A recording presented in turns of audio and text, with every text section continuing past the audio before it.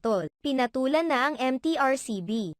Pinuna ni Christy Ferman ang paghahamon ni Vice Ganda sa MTRCB sa kabila nitong kinakaharap ng issue.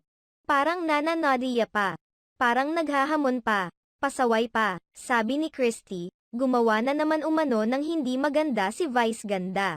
Kinamusta umano ni Vice Ganda ang bulaklak ni Kim Chiu at Jackie Gonzaga.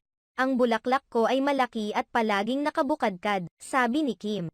Ang bulaklak ko ay nakatikam sa gabi, mahiyain pero pag lumiwanag namumukadkad, sabi naman ni Jackie.